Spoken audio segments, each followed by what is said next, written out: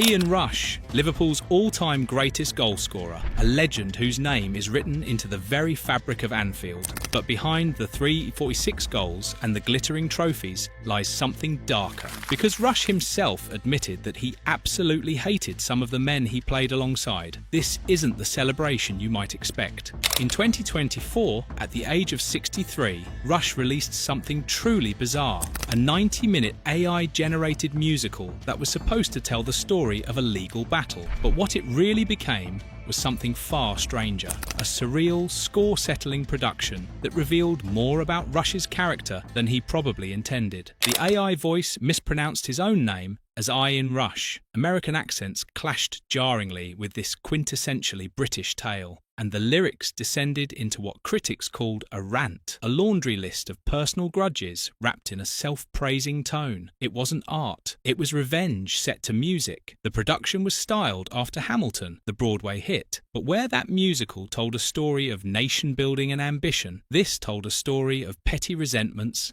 to control his narrative in a media landscape that had moved on without him, but instead of reclaiming his story. And it begs the question, what drives a celebrated hero to air his dirty laundry in such a strange, public? The answer lies in a career defined not just by goals, but by bitter, simmering conflicts. The musical was tied to Irama, a Singapore-based firm with a dark reputation. After Irama bought their grounds, non-league clubs like Whiteleaf and Abingdon Town were forced to withdraw from their leagues, sparking outrage across grassroots football. Rush's role in this mess was murky. The company called him a real estate investor and partner, then simultaneously issued disclaimers claiming he played no part in the business and shouldn't be held responsible. Rush himself tweeted cryptically about having nothing to do with the dealings, then mentioned a police investigation and people facing consequences. Clear as mud. The legal battle at the heart of the musical was a 4-year dispute between Rush, Irama, and former owners of Whiteleaf, and the musical's lyrics took the extraordinary step of naming senior lawyers and judges directly, what appeared to be a high-risk and unconventional legal strategy. It was a public attack on the UK legal system itself, accusing them of obstructing justice and denying Rush his day in court. But the heart of the musical, the real emotional wound, was aimed squarely at 2 Liverpool legends, Robbie Fowler and Jamie Carragher. According to the AI-voiced Rush, they were asked to provide video clips for an Irama-related cause, something to do with charity. With the kids, no scandal. But as the media turned on Irama over the non-league club controversies, Fowler and Carragher apparently vanished. No explanation, no conversation, and this is where Rush's bitterness truly poured out. The lyric that captured it all, the line that was mocked and quoted everywhere, went like this: "But they never called old Rushy back. No mate-to-mate hello, just vanished from the WhatsApp thread, like Gerrard missed a throw." It's petty, it's thin-skinned, and it transforms what should have been a business controversy into a story of personal betrayal. The lack of a simple phone call became, in Rush's eyes, a profound breach of loyalty. What makes this particularly baffling is Rush's otherwise positive relationship with Fowler. He'd appeared as a guest on the Robbie Fowler podcast, where he was spoken of as a mentor to the younger striker. They'd shared stories, laughed about the old days, and yet now, in this musical, Rush was publicly attacking him. But here's the thing, were Fowler and Carragher just making a smart business decision? Let us know what you think in the comments, and if you enjoy uncovering the stories behind the legends, make sure you subscribe to the channel. Rush seemed stuck in a different era, the 1980s dressing room, where you backed your mates no matter what. He couldn't grasp that Fowler and Carragher weren't attacking him personally. They were media figures now, with brands to protect. Association with Irama, with clubs folding and fans furious, would have been reputationally toxic. Their silence wasn't betrayal, it was professional risk management. But Rush, still operating by the old code, took it as a slap in the face. And then came the catastrophic PR fallout. The musical was premiered, not at the Cannes Film Festival as initially suggested, but at a rental property nearby. A comparison to the Four Seasons Total Landscaping press conference was immediate and brutal. On Reddit, the reaction was savage. Users called it hilarious, desperate stuff, and so fucking bad. But the most disastrous decision of all was uploading the entire 90-minute musical to Vimeo under a Creative Commons public domain license. Whether intentional or not, Rush effectively surrendered all copyright. This mind-boggling scheme can now be endlessly copied, remixed, and shared, immortalizing his misjudgment forever. This wasn't Rush's only meltdown. Rewind to November 1996. Elland Road. Rush was back, facing Liverpool for the first time since leaving. After 16 legendary years and 346 goals, he'd joined Leeds at the end of the previous season. The match was billed as an unhappy reunion,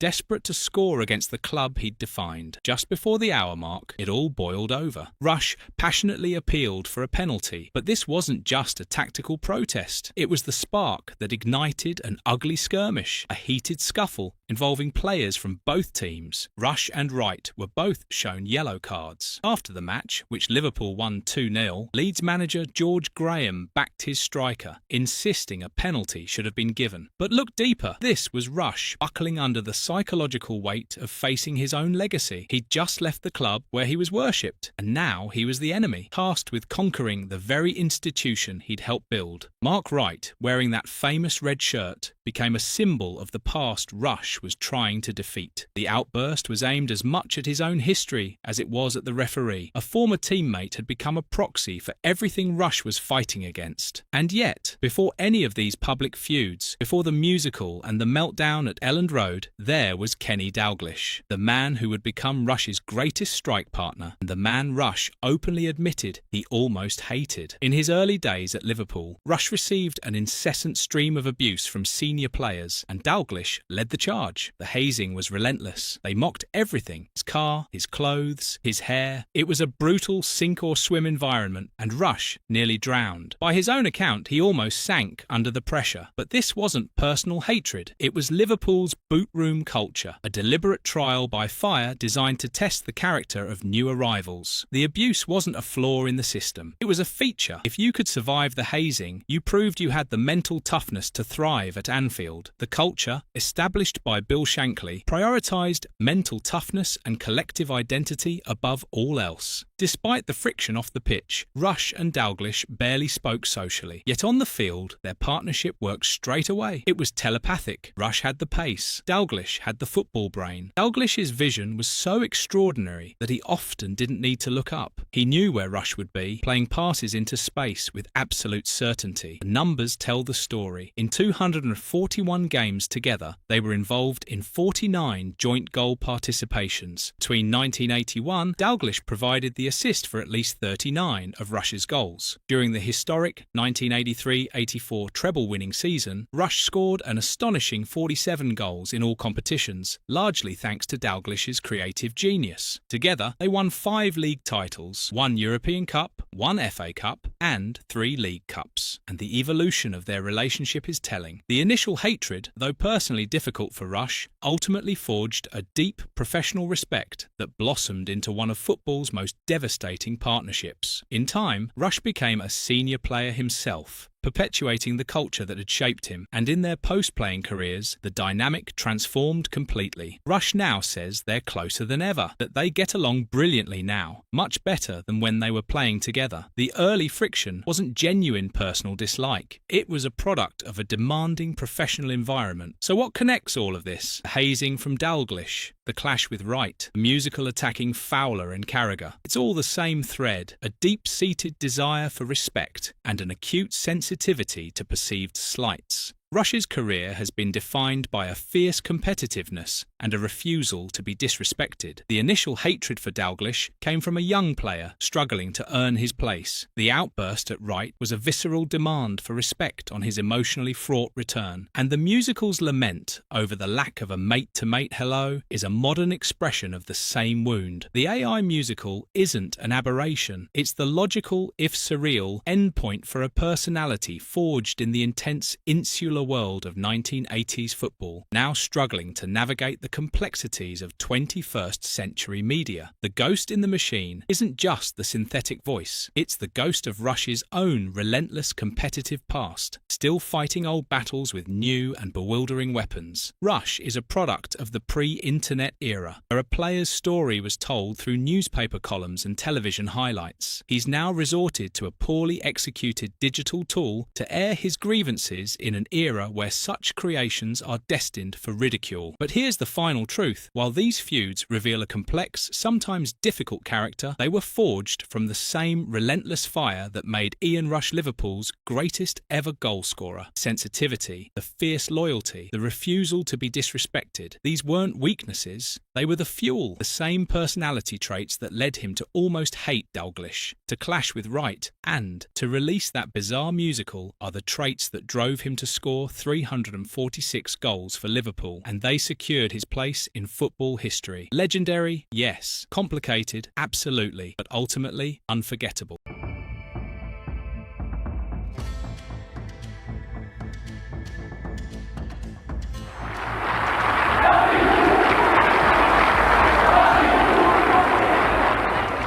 For a man worshipped as Liverpool's king, Kenny Dalglish sure made a lot of enemies. Not the kind you make by accident. These were calculated, cold-blooded betrayals. 5 men felt the sting of Dalglish's loyalty when it suited him, and his ruthlessness when it didn't. This isn't a story about petty grudges. This is about power, pride, and the dark side of a legend. Let's uncover the 5 relationships that exposed Kenny Dalglish for who he really was. Graeme Souness, the friend turned rival. Start with the most painful one. Graeme Souness wasn't just Dalglish's teammate. He was his roommate. For years, these 2 Scottish warriors shared hotel rooms across Europe, winning everything there was to win. Souness was the enforcer in midfield. Dalglish was the creator up front. Together, they built Liverpool's most dominant era. But their relationship was never smooth. Souness himself admitted they had 1,000 arguments while rooming together. 1,000. That's not friendship. That's friction barely held together by success. Think about what that means. Most people don't have 1,000 arguments with their enemies. But Souness and Dalglish, they fought constantly about tactics, about teammates, about everything.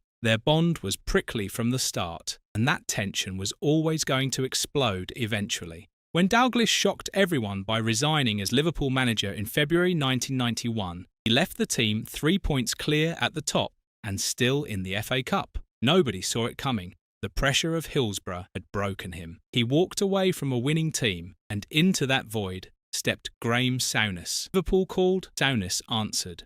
One legend replaced another. But what Souness did next destroyed everything Dalglish had built. He didn't just take over, he tore it apart. Souness saw rot where others saw glory. He believed the senior players Dalglish left behind lacked passion and cared too much about money. So he started swinging the axe. His managerial style was authoritarian, dictatorial, ruthless. He dismantled the boot room philosophy that had made Liverpool great for decades. That sacred system of continuity and loyalty. Souness threw it in the bin. He questioned Dalglish's transfer policies openly. He even sold Peter Beardsley, a key part of Dalglish's legendary 1987-88 title-winning side, to cross-city rivals Everton. That wasn't just bad business. That was a statement. Souness was saying everything Dalglish did was wrong. Every decision, every signing, all of it needed destroying and rebuilding from scratch. And he failed. Spectacularly. Souness's reign is remembered as the moment Liverpool got knocked off their perch. His transfer market moves were disasters. His revolution flopped in the most public way possible. Years later, Souness admitted his management soured his relationship with Liverpool supporters forever. But the damage to Dalglish's legacy was already done. Souness saw cracks appearing in Dalglish's final years and tried to fix them by burning the house down. But all he did was prove that Dalglish's methods were right all along. The professional distance between them was ideological. Souness rejected everything Dalglish stood for, and Dalglish never forgave him. His closest friend had taken everything he built and declared it worthless. Patrice Evra, the enemy by association. Now let's talk about the Luis Suarez saga, because this is where Dalglish's blind loyalty turned him into something ugly, something paranoid. Patrice Evra never did anything to Kenny Dalglish, but Dalglish made Evra his enemy anyway. Why? Because Evra accused Luis Suarez of racial abuse in October 2011. The FA investigated. The hearing concluded the charge was proven. Suarez got an 8-match ban and a £40,000 fine. Case closed, right? Not for Dalglish. Dalglish went to war. Total war. He became angry in press conferences, visibly furious. He was irritated by persistent questioning from journalists who dared to suggest maybe his player had done something wrong. He actively fanned the flames. He turned it into an us-against-the-world battle, Liverpool versus everyone. And Dalglish positioned himself as the general. When the squad wore T-shirts supporting Suarez during the warm-up at Wigan in December, it was bizarre and misjudged. The optics were terrible, but Dalglish defended it. Aggressively, he insisted the players hadn't caused any trouble. He was in complete denial because supporting Suarez was the only thing that mattered. The racism charge, irrelevant. The victim, irrelevant. Only Suarez mattered. Then came the handshake snub. When Suarez returned from his ban, he refused to shake Evra's hand before the match at Old Trafford. The cameras caught it. The world saw it. And Dalglish's post-match interview was a disaster. He was robust, controversial, dripping with paranoia and blind bias. He tried to shift blame to the media. He doubled down on his pig-headed denials. He acted like Liverpool were being persecuted. Liverpool's American owners, Fenway Sports Group, had seen enough. They forced Suarez and Dalglish to apologise immediately. Dalglish was humiliated publicly. He issued an apology admitting he did not conduct himself in a way befitting a Liverpool manager. Those words must have burned, because Dalglish didn't believe he'd done anything wrong, but the damage was done. Dalglish's defence of Suarez was so total, so illogical, so obsessive that it critically undermined anti-racism efforts. It brought the club into disrepute. And Patrice Evra? He was just collateral damage in Dalglish's siege mentality. Evra became the other, the enemy, simply because he stood in the way of Dalglish's blinding loyalty to one player. Evra didn't matter as a person, as a victim. He was just an obstacle. If you think that was harsh, wait till you see how he turned on players who once worshipped him. Before we go there, let me know in the comments. Do you think loyalty in football even exists anymore? And of course, subscribe so you don't miss the next story. Steven Gerrard, captain who lost faith. Steven Gerrard loved Kenny Dalglish, wanted him as Liverpool's permanent manager, publicly campaigned for it, called their bond a marriage blessed in heaven. Dalglish was his hero, but the Suarez saga broke that marriage. It exposed the limits of Dalglish's leadership. And it showed everyone that even the captain had doubts. Before the handshake scandal, Gerrard spoke publicly. He said he would speak to Suarez. His advice would be to shake hands and move on. That was pragmatic. That was smart. Gerrard understood that the longer this dragged on, the worse it would get. He wanted to end it, but that was the exact opposite of what Dalglish was doing. Dalglish was defiant, combative, obsessed with defending Suarez at all costs. Refused to back down. He refused to compromise. The gap between manager and captain was growing. Even Liverpool's rivals noticed. Sir Alex Ferguson called Dalglish's support of Suarez ridiculous. Ferguson believed the mishandling of the entire affair was a significant factor in Dalglish's eventual sacking. He was right, because in April 2012, during a loss to Newcastle, the world saw the symbolic collapse of Dalglish's authority. When goalkeeper Pepe Reina got sent off, Dalglish marched onto the pitch and Gerrard shooed him off it, literally waved him away, a captain telling his manager to back off, in front of thousands of fans, in front of cameras broadcasting to millions. That moment was everything. Showed a manager who had lost control of his owners, the narrative, and his own captain. Gerrard, the loyal servant, club legend, the man who bled Liverpool red, had publicly undermined his manager. Not because he wanted to, but because he had to. Because Dalglish's obsessive defence of one player had cost him the respect of everyone else. And Ferguson was right. It contributed directly to his dismissal in May 2012. Andy Carroll. £35 million betrayal. Andy Carroll was supposed to be Dalglish's marquee signing. £35 million. Club record. January 2011. Dalglish backed him publicly, shielded Carroll from media criticism. When England manager Fabio Capello publicly questioned Carroll's fitness and said he needs to drink less, Dalglish defended him. Fiercely, he took responsibility, claiming the club put too much pressure on Andy. Dalglish was loyal, or so it seemed. Carroll struggled. The goals didn't come easily. Dalglish kept backing him. In press conferences, he dismissed the criticism. He insisted it was unfair. Carroll time. Publicly, it looked like Dalglish was standing by his man.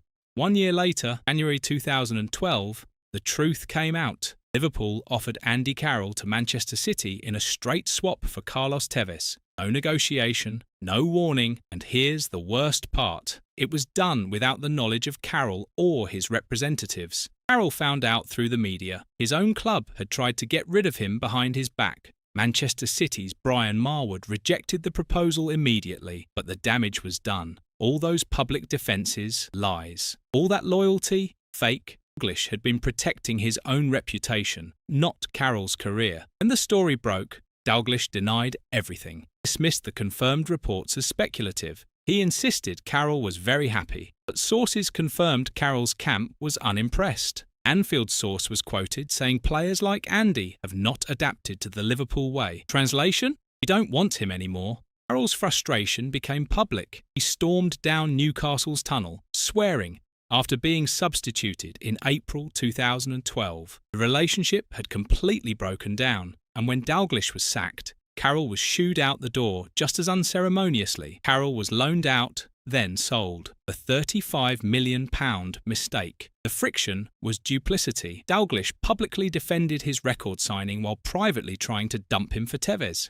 That's not loyalty. That's managerial ruthlessness disguised as protection. Carroll was a disposable asset, and when he stopped being useful, Dalglish tried to get rid of him behind his back. No conversation, no honesty, just betrayal. John Aldridge, the echo from the past, is where it gets really ugly. Because Dalglish did this before, and he did it to someone who loved Liverpool more than anyone. John Aldridge was a boyhood Liverpool supporter, a lifelong Red. Dalglish sold Ian Rush to Juventus in 1987. He signed Aldridge as his replacement. The dream came true, and Aldridge delivered. He was prolific, record-breaking. He spearheaded the 1987-88 title-winning team, 29 goals in his first full season, 31 in his second, 63 goals in 104 appearances. He was a machine. Fans loved him. He was one of them. A Scouser. Red. Living the dream. But in the summer of 1988, Dalglish re-signed Ian Rush from Juventus.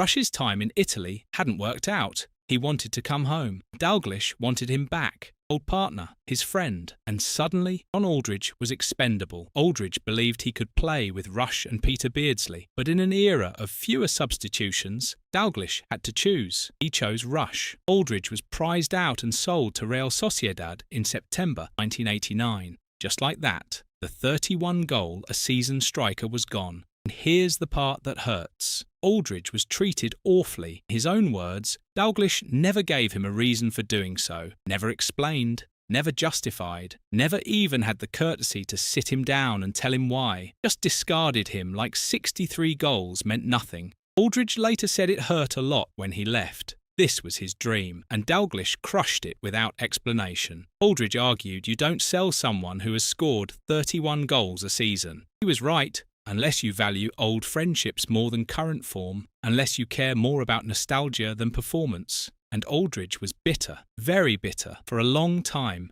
This was about Dalglish's loyalty to his original partner, overriding any sentiment for his current star. Rush was Dalglish's friend, his old teammate. So Aldridge, the Scouser, the boyhood fan, prolific scorer, had to go. No explanation, no apology, just gone. Replaced by the past. Aldridge didn't lose his place because he wasn't good enough. He lost it because he wasn't Ian Rush. So what do we make of all this?